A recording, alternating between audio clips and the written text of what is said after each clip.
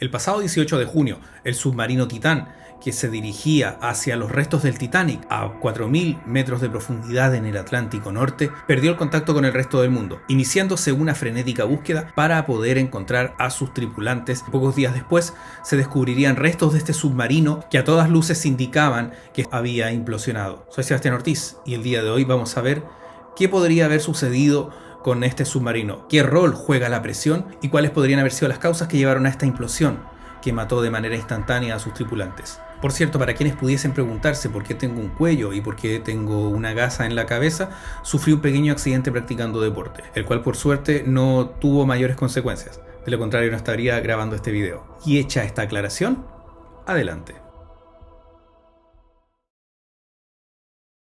Lo primero que nosotros debemos hacer es comprender el concepto de presión, que ya hemos visto en otros videos, pero recordémoslo.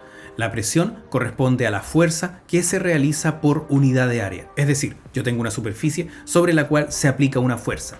Este resultado, esta fuerza sobre esta superficie da origen al concepto de presión. Y la presión es algo que se encuentra en todos lados. Por ejemplo, la presión atmosférica es la presión que ejerce el aire sobre nosotros. Esto porque el aire está compuesto de infinidad de partículas que se mueven en todas direcciones, muchas de las cuales chocan con nosotros y que además tienen un peso. Por lo que la presión atmosférica a nivel del mar es básicamente la presión que ejerce una columna de aire que se encuentra enteramente encima de nosotros.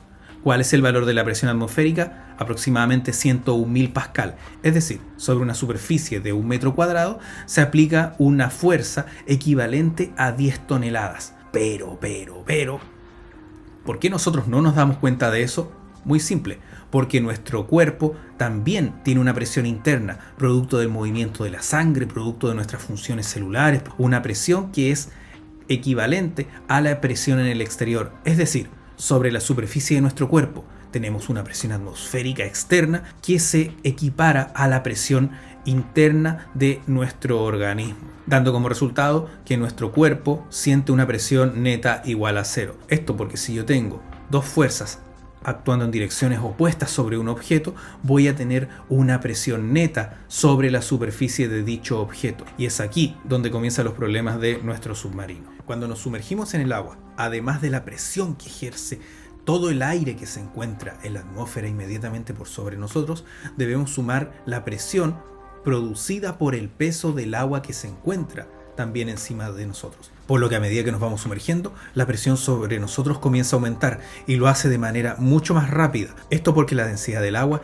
es 1000 veces superior a la densidad del aire. De hecho, en el caso de los seres humanos, nosotros podemos nadar hasta aproximadamente 10 metros de profundidad sin requerir de algún tipo de asistencia. Valor válido para nadadores experimentados. Como sea, en caso de superar cierta profundidad, la diferencia entre la presión interna de nuestro cuerpo con la presión que vamos a sentir desde afuera va a ser tal que nos va a producir descompensaciones, daños en nuestros oídos, podemos perder la conciencia, etcétera, etcétera. En el caso de este submarino que iba hasta los 4.000 metros de profundidad, la presión sobre cada metro de superficie, en lugar de a las 10 toneladas que nos sentimos sobre nosotros a nivel del mar, era equivalente a aproximadamente 4.000 toneladas de peso. Esta era la presión externa del submarino, porque la presión interna debía ser aproximadamente la presión atmosférica. Esto para que los tripulantes del submarino pudiesen llevar a cabo sus labores.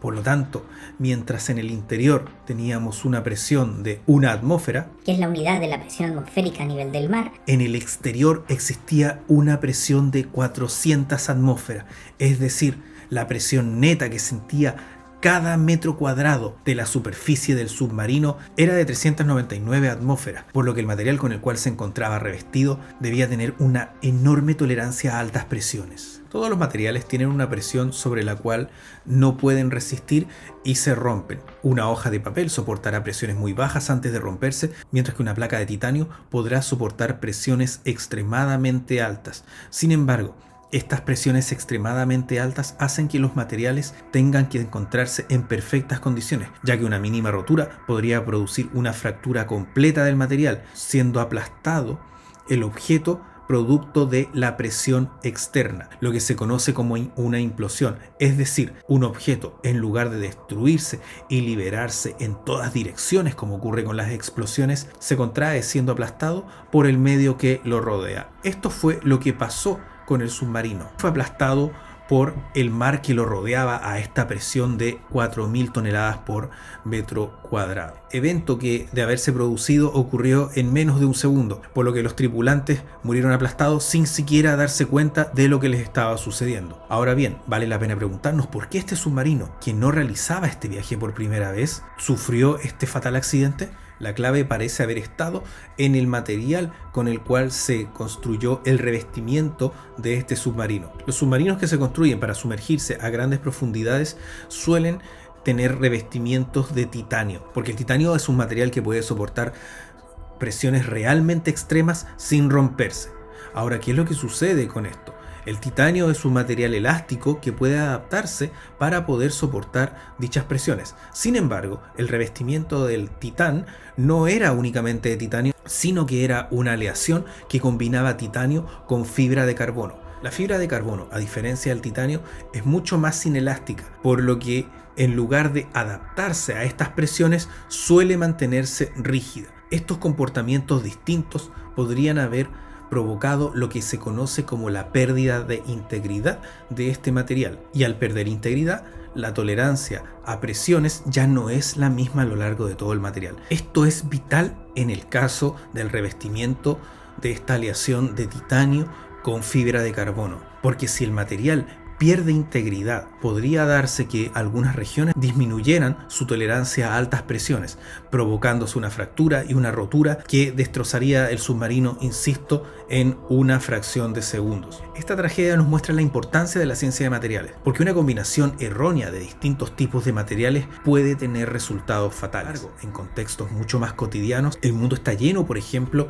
de represas, sean embalses o centrales hidroeléctricas, teniendo que soportar sus muros grandes diferencias de presión, ya que por un lado hay toda una masa de agua que ejerce una gran presión sobre dicho muro y por el otro lado está el aire, que ejerce una presión considerablemente menor. Si el material con el cual está construido este muro no es el adecuado, este no podrá resistir, rompiéndose la represa y pudiendo provocar la muerte de miles de personas en un ámbito mucho menos peligroso que el del submarino o el de las represas. La ciencia de materiales es muy importante para poder encontrar las aleaciones adecuadas de materiales que, por ejemplo, nos permitan construir mejores circuitos electrónicos, que sean más eficientes, que requieran menos energía o que transporten mejor la información. Y bueno, si te gustó este video, no te olvides darle like, no te olvides comentarlo, no te olvides compartirlo con tus amigos, y si te gusta mucho el contenido de mi canal, te invito a que te suscribas a él y a que actives la campanita de notificaciones para que sepas cuando en Física Clara subamos un nuevo video dedicado para ti.